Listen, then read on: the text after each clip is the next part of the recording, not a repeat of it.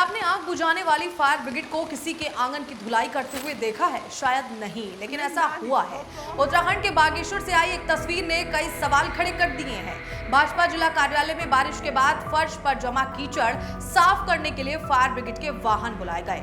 आग बुझाने के लिए इस्तेमाल होने वाले वाहनों से पानी की तेज धार डालकर पूरे कार्यालय की सफाई कराई गई। लेकिन इसी बागेश्वर में हालात कुछ और कहानी भी बयां कर रहे हैं।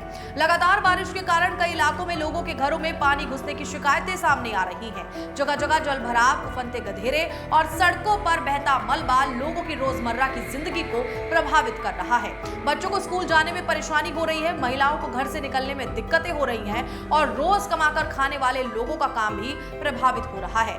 जरा आप ये तस्वीरें देखिए कि ये कोई नदी नहीं है, ये बागेश्वर की सड़कें हैं जो बरसात होते ही नदियों की तरह बहने लगती हैं। हमारे द्वारा भी कई बार इस समस्या को उजागर किया गया, लेकिन मजाल है जो बीजेपी सरकार के कानों में जू रेंग जाए। हर बार इलेक्शन में बड़े बड़े वादे, बड़े बड़े दावे किए जाते हैं, लेकिन कितना सुधार किया जाता है ये आप इन तस्वीरों में अच्छे से देख सकते हैं। ऐसे में सबसे बड़ा सवाल ये उठता है कि क्या फायर ब्रिगेड जैसी आपातकालीन सेवा का इस्तेमाल पार्टी कार्यालय की सफाई के लिए किया जाना प्राथमिकता होनी चाहिए था?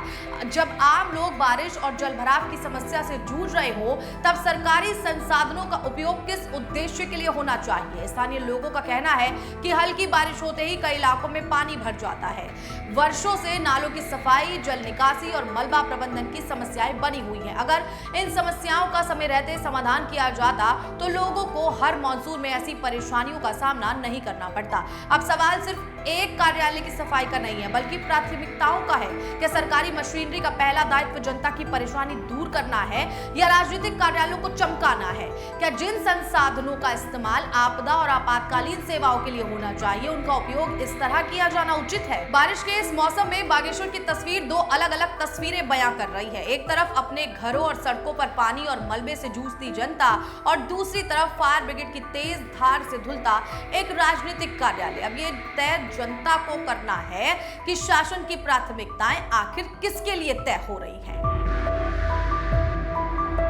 देखिए, कल रात जो भीषण वर्षा हुई थी, उस भीषण वर्षा से जो कांडा रोड में जो एक कलमट था जो बंद पड़ा हुआ था, जिसको खोलने का काम किया गया और उसी कलमट के नीचे भारतीय जनता पार्टी का कार्यालय अवैध रूप से बनाया गया है। उसी कार्यालय के भीतर जो कल का जो पानी आया, उस पानी से जो गाद आई, वो मट्टी आई, वो सारे उस भाजपा कार्यालय में के अंदर गई और उससे जो है आज फायर ब्रिगेड की गाड़ी को बुला करके इन लोगों के द्वारा जो है सरकार के उपकरणों का दुरुपयोग करके जो जनता की गाड़ी कमाई से और जो टैक्सी की कमाई से जो चीज़ें होती हैं, जो जनता के काम पे आग बुझाने के लिए जिस चीज़ का प्रयोग किया जाता है, उसका कार्य जो है, उसका काम जो है, उसका उपयोग जो है भारतीय जनता पार्टी अपने कार्यालय से कीचड़ निकालने के काम पर कर रही है। और आपने देखा कि किस प्रकार से ये जो सड़क है कीचड़ से सराबोर है, पूरी लिप्त है, पूरा कीचड़ से भरा हुआ है, जिसमें कि स्कूटी सवार है, मोटरसाइकिल सवार हैं, या महिलाएं हैं, या नौनिहाल जो बच्चे हैं या बुजुर्ग हैं, वो आ जा नहीं पा रहे हैं, फिसल रहे हैं। और इसकी सफाई कौन करेगा? एक तरफ से तो अपने कार्यालय की सफाई इन्होंने फायर ब्रिगेड की